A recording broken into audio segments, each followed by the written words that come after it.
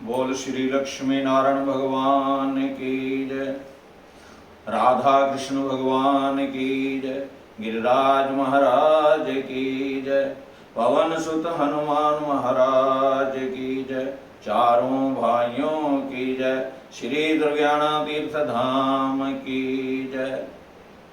आपसे विनती है कि श्रीमद् भागवत महापुराण की कथा जब सुनते हैं तो कम से कम भगवान से जो प्यार करते हैं वो शेयर और लाइक तो जरूर करें, क्योंकि इससे वक्ता का मन थोड़ा कम हो जाता है। आप जितने शेयर और लाइक करेंगे उससे भी बढ़िया बढ़िया कथा आपको सुनने के लिए मिलेगी। तो आज हम कर्दम और देवहूति के ऊपर कथा कर रहे हैं। सुबह माता अनसुईया के ऊपर कथा हुई थी और अनसुईया ने तीनों देवों को, ब्रह्मा विष्णु शिव को बालक बनाया। हमें शिक्षा लेनी चाहिए कि मातृ शक्ति भक्ति के द्वारा अपने घर में भगवान को बुला सकती है। बोल सतगुरुदेव महाराज की जय। देवहूति तथा मनु कन्या ब्रह्म विचारिणी, ब्रह्म चा ब्रह्म क्षेत्र यूथम परिनिंदन, सेतु विद्यारण्भूषा अखंड आश्रितम पर। बिंदुसर सेतु एक सरोवर है जहां कर्दम महाराज जी तपस्या करते हैं। कर्दम का मतलब समझो। आप लाइक करेंगे, शेयर करेंगे तो मैं भागवत के पूरे निचोड़ को आपको पिलाऊंगा। कर्दम है, कर मैंने हाथ, दम मैंने सांस। जब हम हाथों को जोड़ देते हैं, सांस को रोक लेते हैं और भगवान का ध्यान करते हैं तो भगवान को बुलाने की जरूरत नहीं, वो अपने भक्तों को खुद खोजते हैं। बोल सतगुरुदेव महाराज की जय। नैमिषारण्यः तीर्थे बिंदुसर सरोवरे। नैमिषारण्य तीर्थ में 88,000 ऋषिवरों को सूत महाराज जी कहते हैं कि बिंदुसर सरोवर के 60,000 वर्ष तक कर्दम जी ने तपस्या की। 60,000 वर्ष का मतलब है कि भगवान के साथ जो जुड़ जाता है और भगवान के साथ वो एक मन को एकाग्र कर लेता है तो समय का पता नहीं चलता। शिव पुराण में कथा आती है कि भगवान शिव 87,000 वर्ष तक राम नाम का जाप किए और राम नाम का जाप करते हुए उनको कोई समय का पता नहीं चला। तो मैंने सुबह भी कहा था कि राम नाम ऐसा है कि एक बार बोल दो तो 1000 नाम के बराबर है। राम रामेति रामेति रमे रामे मनोरमे, सहस्त्र नाम ततुल्यम श्री राम नाम वरानने। देखो, आप लाइक और शेयर करेंगे तो इसमें जितना भी निचोड़ है, जिन नामों को भागवत में बताया गया है उनका तत्वार्थ क्या है। श्रीमद् भागवत महापुराण की कथा कराने के लिए बहुत ज्यादा पैसा लगता है, तो मेरी विनती है आपकी दक्षिणा लाइक और शेयर होगी। जितना आप लाइक करेंगे उतना ही मैं आपको इस अमृत को पिलाऊंगा। इस प्रकार से भगवान कर्दम जी 60,000 वर्ष तक तपस्या करते रहे। भगवान का सिंहासन हिलने लगा। जब हम सांस को रोक लेते हैं, प्राण अपान व्यान उदान समान, सारे 5 प्राणों को अंदर में ले जाते हैं तो भगवान हिल जाते हैं, सिंहासन डोलने लगा। कहते लक्ष्मी कोई भगत मेरे को याद करता है। तो बिंदुसर सरोवर के निकट भगवान चतुर्भुज नारायण जी प्रसन्न मन से अपने भगत का दर्शन करने लगे। जब दर्शन से तृप्ति का लाभ हुआ तो कर्दम जी आंखें नहीं खोल रहे थे। आंखें क्यों नहीं खोल रहे थे? देखो, सबरी को राम ने खोजा, सबरी ने राम को नहीं खोजा। सबरी को राम जी ने खोजा कि मेरी भक्तन कहाँ है। तो जब हम साधना करते हैं, मन को एकाग्र करते हैं और भगवान के साथ हम जुड़ते हैं तो भगवान को हमारी चिंता हो जाती है। लेकिन यह भयंकर कलिकाल है। नाचने गाने वालों को सभी शेयर करते हैं, लाइक करते हैं, लेकिन भागवत रूपी अमृत कथा को, जिसका गूढ़ तत्व है, उसको आप पान करेंगे तो आपकी दक्षिणा के रूप में लाइक और शेयर मिलेगा। माता अनसुईया का प्रसंग 3 घंटे का है। आज एक भक्त ने कहा महाराज जी आप जल्दी जल्दी कथा करते हैं। मैंने बोला बात ऐसी है कि जब समय को भी कवर करना है, प्रसंग को भी कवर करना है, हम प्रसंग ज्यादा लंबा कर देंगे तो आज ज्यादा वीडियो नहीं देखते कई लोग। तो इसलिए चैनल से जुड़ना है तो भगवान के साथ रहकर भगवान का ध्यान करके लाइक और शेयर जरूर करें। इसमें करदम महाराज जी के दर्शन करते हुए करदम जी आंखें नहीं खोल रहे। तब भगवान ने कहा पता नहीं कब तक खड़ा रखेगा। भगवान ने उसके भीतर से अपना चतुर्भुज रूप गायब कर दिया। बोल श्री लक्ष्मी नारायण भगवान की जय। जब गायब कर दिया तब उसने आंखें खोली तो देखा भगवान आगे खड़े हैं। अश्रु गिरने लगे आंखों से। देखो 2 भक्त हैं जिनको भगवान मिलते हैं, एक सरल है एक तरल है। तरल का मतलब है आंखों से झरझर आंसू भगवान के विरह में भगवान के प्रेम में बहना।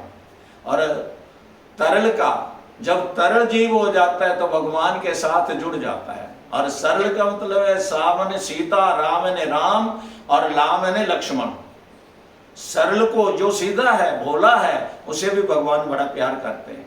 करदम जी से बड़ा प्यार हो गया। करदम जी को पूछा भगतराज क्या चाहिए कि वरदान में बाद में मांगूंगा, पहले मेरी शादी कराओ। भगवान मुस्कुराने लगे।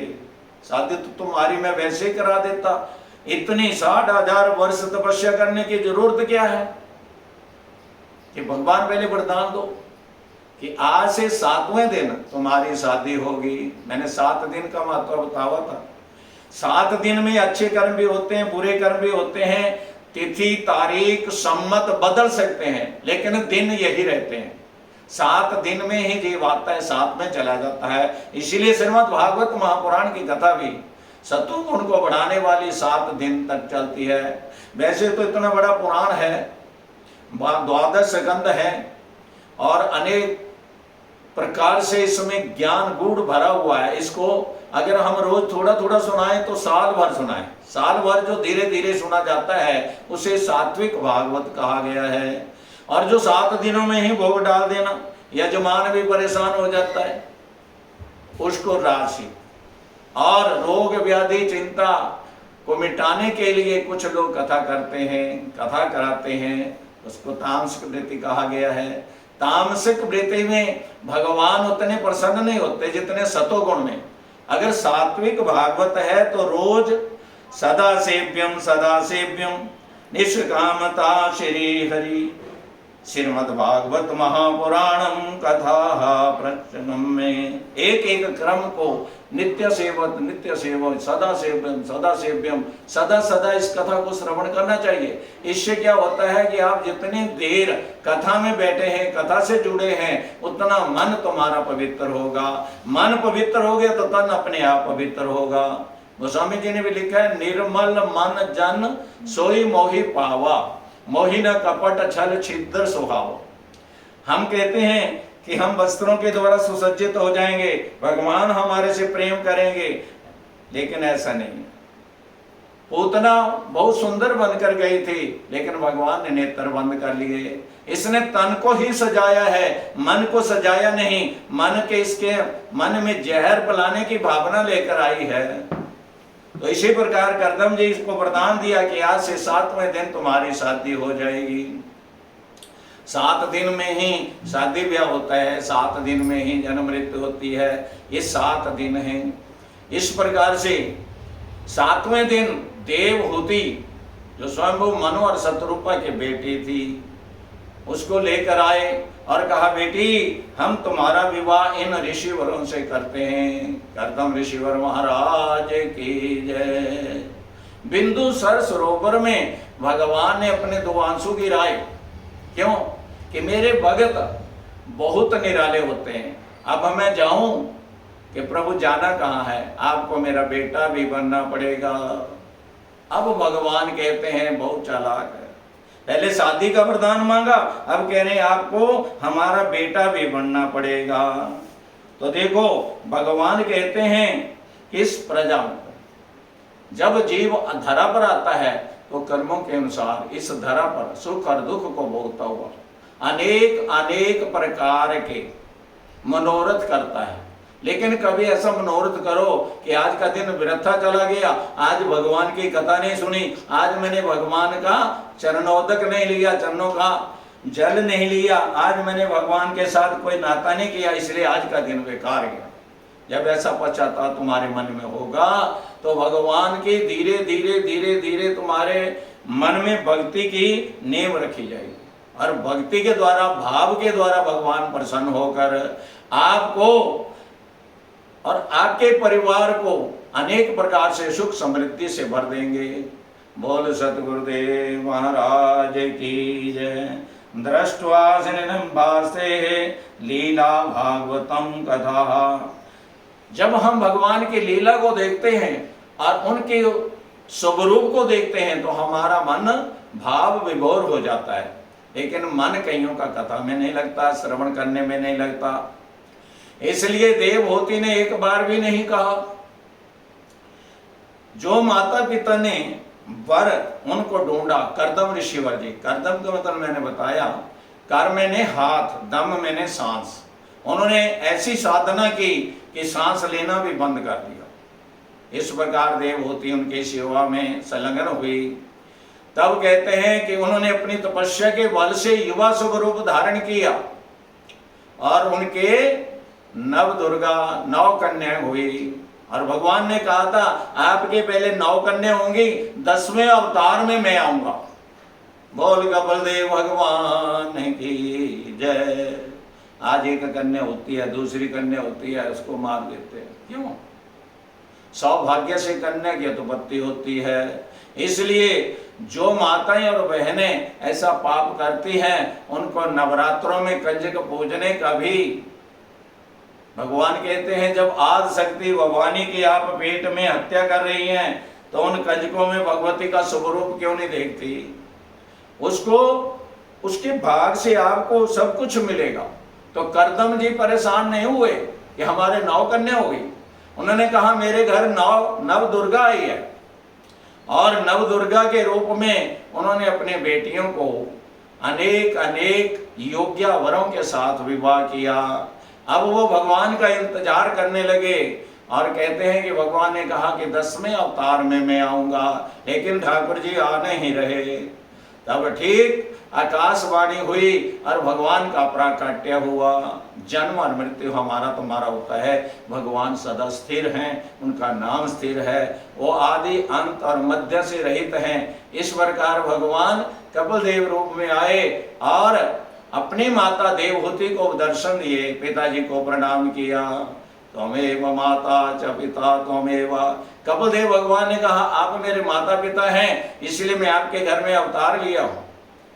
प्रातः काल राम भी अपने माता पिता को प्रणाम करता था, गुरुजनों को प्रणाम करता था। प्रातः काल उठ के रघुनाथा, माता पिता गुरु ना वही माथा। भगवान के ध्यान में जब भगवान उठते तो गुरु महाराज जी के पास जाते, माता पिता को वंदन करते। इसी प्रकार से समय व्यतीत होता रहा और कन्याओं की शादी करने के बाद देवी को वो समझाते हैं, देवी अब हमें वानप्रस्थ होना है, अब हमने गृहस्थ धर्म में सभी कार्य पूरा कर लिए। तब कहा कि हम भी आपके साथ चलेंगे। लेकिन कर्दम जी ने कहा देवहूति ये जो हमारे बेटे हैं ये भगवान का स्वरूप हैं। कर्दम जी के यहाँ जो कपिलदेव भगवान का अवतार हुआ वो नारायण जी के अंश से हुआ। बोल कपिलदेव भगवान की जय। तो बुढ़ापा जराजर अवस्था आई और कर्दम जी ने कहा बेटा अपनी माता का उद्धार कर देना। तब गंगा सागर में देवहूति के साथ भगवान कपिलदेव जी गए। तो कहते हैं हमारी माता जी को दामाद की, दोत्रों की, जेड़े उनके नाना नानी कहते थे, इन दोत्रों की और अपनी बेटियों की बड़ी चिंता है, दामाद की बड़ी चिंता है। पहले इसका मन निर्मल करना पड़ेगा। बोल सतगुरुदेव महाराज की जय। तो कर्दम जी कहते हैं माता जी आप, कपिल देव भगवान कहते हैं, कपिल देव जी कहते हैं कि माता जी आप करदम जी की पत्नी भी नहीं है, मेरी माता भी नहीं है, और नौ आपके दामाद भी नहीं है, नौ आपकी कन्या भी नहीं है। जितना ये संसारिक झंझट है, पहले अपने इस को साफ करो जो मन में बसा हुआ है, क्योंकि आसक्ति का कारण है। आसक्ति हमें देख कहां से आती है? आंखों के रास्ते से। हम जिस वस्तु को देखते हैं उससे हमारा प्रेम हो जाता है। तो कपिल देव जी चाहते थे कि हमारी माता जी को कोई आसक्ति ना रहे, इसलिए सांख्य योग शास्त्र का ज्ञान दिया। बोल कपिल देव भगवान की जय। इस प्रकार से कपिल देव भगवान जी के कहने के द्वारा देवहूति माता की समाधि जब लग गई तो मन में भगवान श्री हरि का ध्यान करने लगी, और देखती है कि हमारे बेटा जो ज्ञान उपदेश कर रहे हैं, कपिल देव भगवान नारायण जी का अवतार है। तो उन्होंने कहा, देवी माता जी, स्त्री और पुरुष के संसर्ग से इस जीव की उत्पत्ति होती है, और पहले दिन एक बुलबुले के समान, दूसरे दिन बेर के समान, तीसरे दिन अंडाकार हो जाता है, और इसी प्रकार महीने 2-3 महीने में स्त्री पुरुष के चिन्ह लग जाते हैं। अब इस जीव को किसकी अमानत कहें? नाना नानी की कहें, दादा दादी की कहें, या किसकी अमानत कहें? इसलिए माता आप इस संसार में भगवान को बेटा, मेरे को बेटा समझती हो तो मेरे बताए हुए रास्ते पर अपनी सारी आसक्ति का नाश करो और भगवान का ध्यान करो। हरि शरणम हरि शरणम हरि शरणम हरि शरणम, दयालु राम की शरणम, कृपालु कृष्ण की शरणम, मात्र भगत्याना ततो भविष्यति। आप अपने भक्तों के लिए भगवान कई अवतार लेते हैं, इसलिए माता देवहूति की ऐसी समाधि लगी कि कब उनका शरीर छूट गया कोई पता नहीं चला, कपड़े गिर गए, चितरे हो गए। और भगवान कहते हैं अब हमें भी संसार सागर में नहीं जाना है, क्योंकि हमने अपने माता का उद्धार किया और वहीं गंगा सागर में बैठकर समाधिस्थ हो गए। बोल कपिल देव भगवान की जय। सारे तीर्थ बार बार, गंगा सागर एक बार। तो गंगा सागर में भगवान अपने स्वरूप से लीन हो गए, और माता देवहूति की सती गति देखकर देवताओं ने उनके ऊपर पुष्पों की वर्षा की। प्रेम अश्रु कंठा परिवस्तार्जुन, प्रेम से उनके कंठ से कंठ तक आंसुओं की धारा बहने लगी। और भगवान कहते हैं कि माता जी की ऐसी सदगति हुई और पिताजी का हमने वचन पूरा किया। इसलिए जननी जने तो भक्त जन, ज्यादा ता जसूर, नहीं तो जननी वांझ बले काहे गवावे नूर। इस प्रसंग से शिक्षा लेनी चाहिए कि जो संतान अपने माता पिता का कल्याण कर देती है उसको अनेक अनेक जन्मों के पुण्य की प्राप्ति होती है। ददर्श देहो हत कलमसाह। इस प्रकार हमारे मन में, हमारे देह में हर्षद पैदा होता है और हम भगवान के साथ जुड़ते हैं। बोल भक्त वत्सल भगवान की जय। बोल सतगुरुदेव महाराज की जय। अब राजा दक्ष की और सती की कथा आ रही। दूसरा प्रसंग है। दक्ष महाराज जी एक बार देवताओं की सभा में गए तो क्या देखते हैं कि सभी देवता उठ उठ कर उनको प्रणाम करते हैं, क्योंकि ब्रह्मा जी ने दक्ष को प्रजापति कहा गया था कि आप प्रजा की सृष्टि के प्रधान हैं, इसलिए उनको बड़ा अभिमान हो गया। कौन जन्मा ऐसा जग माहे, प्रभुता पाए जाहि मद नाही। ऐसा संसार में कोई जन्म नहीं लिया जिसको पद मिल जाए, प्रभुता मिल जाए और उसको मद अभिमान न हो। इसलिए सभी देवता उठ उठ कर प्रणाम किए, लेकिन भगवान शिव ने मन से उनको प्रणाम किया, हाथ नहीं जोड़े। देखो दो प्रकार का प्रणाम होता है। एक प्रणाम होता है ऐसे हाथ जोड़कर करना, लेकिन मन में कहना कि जब समय आएगा तो मैं इसको बताऊंगा। वो प्रणाम नहीं है, वो तो लोक दिखावा है। भगवान शिव ने अपने ससुर का, दक्ष का बहुत ज्यादा सम्मान किया, उनका नमन किया, लेकिन हृदय से, लेकिन उनको अच्छा नहीं लगा। एक तो मेरा दामाद बेटे के समान और सभी देवताओं में मेरे इसने हंसी की, इसको उठकर चाहिए था सबसे पहले मेरे चरणों में आकर प्रणाम करता। बोल सदगुरुदेव महाराज की जय। तो दक्ष बहुत क्रोधित हुए और क्रोधित होकर वहां से चले गए।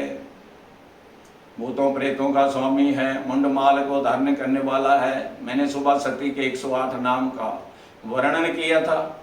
तो 108 माला में मन के इसलिए होते हैं, 12 हमारी राशि है और 9 ग्रह हैं, 12 गुणा 9 हुआ 108 माता के माला के मन के हैं। और 108 बार ही सती ने शरीर छोड़कर भगवान शिव का वर्ण किया। इसलिए इस माला का महत्व है कि आपकी राशि और आपके सारे ग्रह, जब आप भगवती का नाम लेते हैं, आदि भवानी का नाम लेते हैं, अम्बा का नाम लेते हैं, तो सब शांत हो जाते हैं और आपके साथ भगवती का नाता हो जाता है।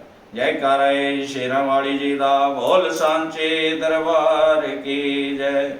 कराल दष्टो जजंती ही कपाल माली विमोचनम कीताकं करोति ही ब्रह्मा वचनम तब।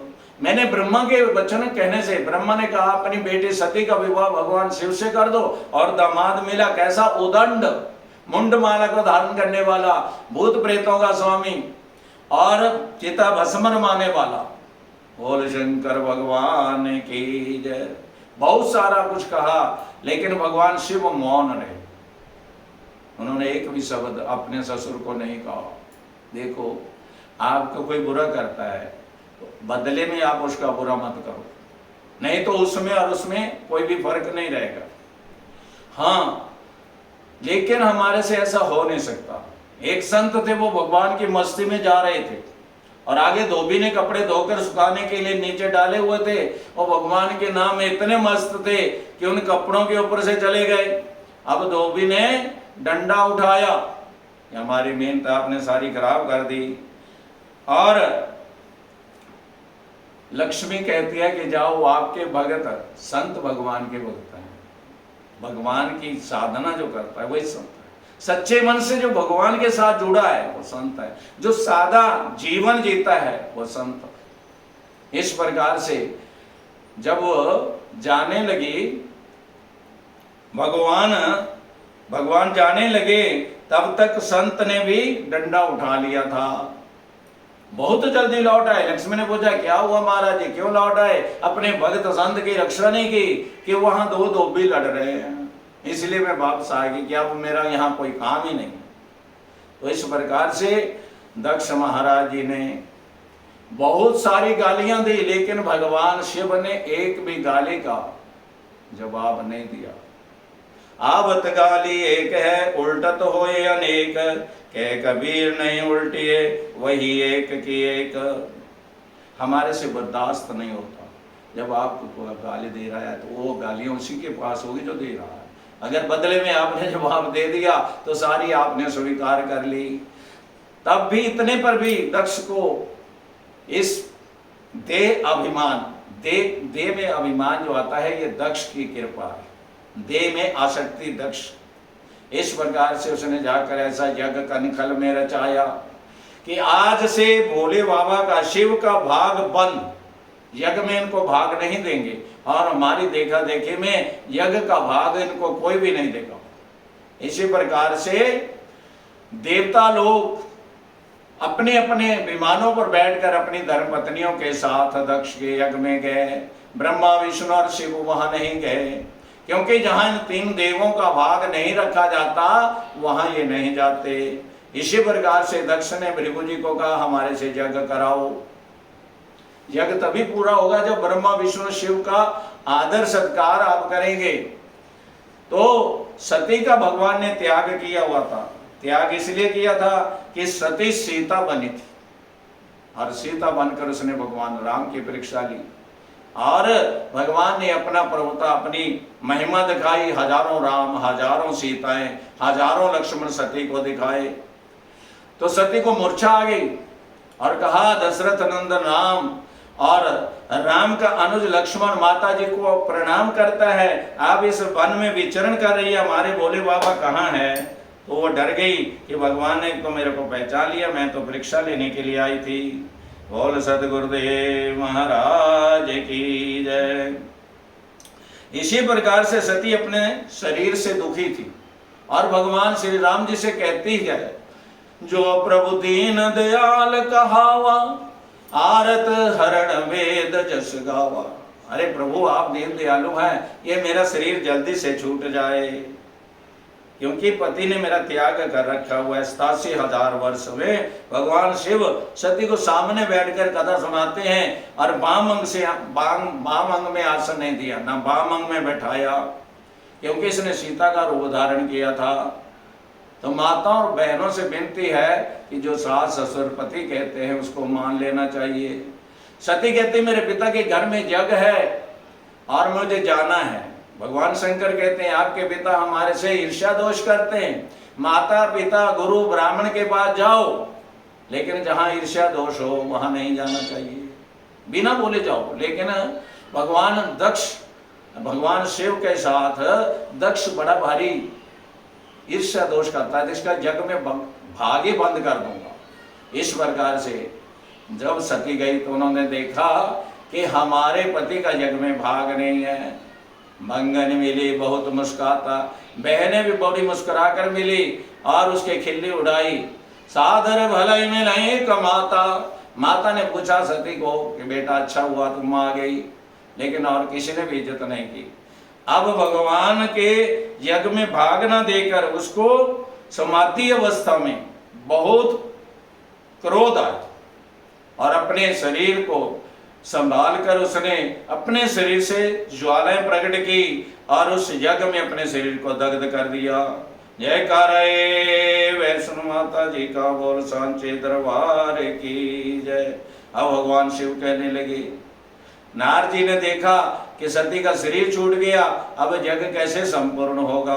तब सभी देवता भगवान शिव के पास गए और कहा महाराज जी अपने ससुर को जीवित करो और उनका यज्ञ पूरा करो और अपना यज्ञ में भाग लो, क्योंकि सती ने आपका अपमान दक्ष ने किया था तो वहां शरीर छोड़ दिया है। लेकिन भगवान शंकर नहीं माने, ऐसा तो होना ही था, सती मेरा कहना नहीं माना, इसलिए बार बार देवताओं ने विनती की तो भगवान शिव उस यज्ञ में पहुंचे और दक्ष का सिर जो वीरभद्र ने काट कर यज्ञ के आहुति के रूप में दे दिया था, अब उसका शरीर निर्जीव पड़ा है, लाश पड़ी है। और फिर यज्ञ में कहते हैं कि बकरे का सिर लगाया गया। बकरा हर समय मैं करता था, तो दक्ष भी मैं करता था। तो यज्ञ में बकरे का जब सिर लगाया तो दक्ष को बहुत बड़ा ज्ञान आ गया और भगवान की स्तुति करने लगा।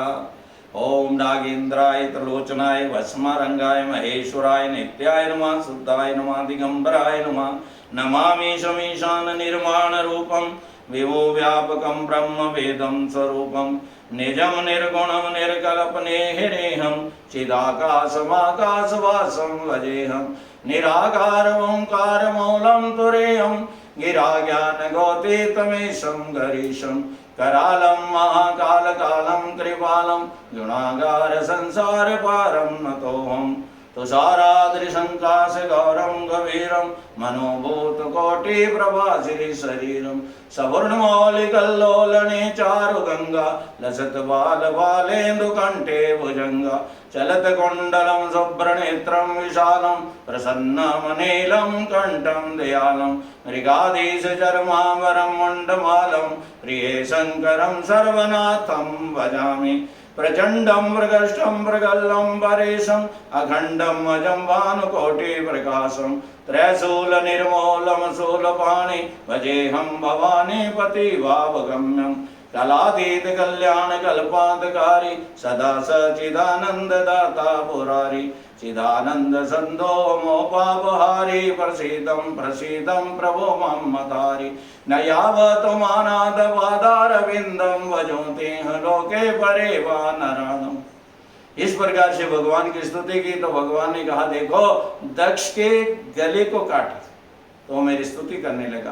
तो जीव को शिक्षा लेनी चाहिए कि जो है भगवान का दिया हुआ है, मैं ज़्यादा न करो, तेरा तेरा करोगे तो भगवान आपका कल्याण करेंगे। क्योंकि शरीर का भी इसमें कुछ नहीं है, जो कुछ है भगवान की कृपा है। इसमें जो ज्योति जल रही है ठाकुर जी की कृपा है, भगवती की कृपा है। इसलिए जगतपति भगवान शिव की स्तुति की, भगवान प्रसन्न हुए और दक्ष का यज्ञ संपूर्ण हुआ और सती का शरीर भगवान लेकर चले। तो जहाँ जहाँ सती के शरीर के अंग गिरे वहाँ वहाँ मंदिरों का निर्माण हुआ। नैना देवी में नैन गिरे, डिस्ट्रिक्ट बिलासपुर में, और ज्वाला जी में सती की जीभ गिरी और वैष्णो में पीठ। इसी प्रकार से जहाँ जहाँ सती के अंग गिरे, चिंतपूर्णी में भगवान शिव ने सती के लिए चिंता की। इस प्रकार भगवान शिव विचरण करते हुए उन्हें कैलाश पर्वत पर आए और सती ने मरते बार भगवान से यही वरदान मांगा था कि आपका ही मेरे साथ वर्ण हो। इसलिए उसने भगवान शिव के ध्यान में ही सिर छोड़ा। तो बाद में पार्वती के रूप में आई, जिसको बड़े सुंदर भाव में गाया गया है कि हिमाचल राजा के यहाँ भगवती का प्राकट्य हुआ। इसी प्रकार आगे की कथा आप सुबह के सत्संग में श्रवण करेंगे। लाइक शेयर जरूर करें। भगवान की कथा है, भगवान का आशीर्वाद आपके ऊपर सदैव बना रहेगा। भवो भवान्यानिधनम प्रजापते है। दक्ष कहता है ये प्रजापति का अभिमान भी बहुत बुरा है, सिर कटा तो मेरे को ज्ञान हुआ। बोल बांके बिहारी लाल की जय, उमापति महादेव की जय, रमापति रामचंद्र महाराज की जय। तो देवों के देव महादेव फिर समाधिस्थ हो गए और कुछ समय बाद राजा हिमाचल के यहाँ भगवती का प्राकट्य हुआ। तो सारे देवताओं ने जबरदस्ती इनकी शादी कराई।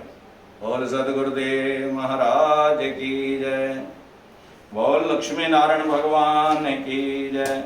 ओम पूर्णमिदं पूर्णमिदं पूर्णार्ध पूर्णमिमुच्यते पूर्णस्य पूर्णमादाय पूर्णमेवावशिष्यते। सर्वे भवन्तु सुखिनः, सर्वे सन्तु निरामया, सर्वे भद्राणि पश्यन्तु मा कश्चित् दुःखभाग् भवेत्। ओम देव शांति शांति शांति। ओम ओम ओम।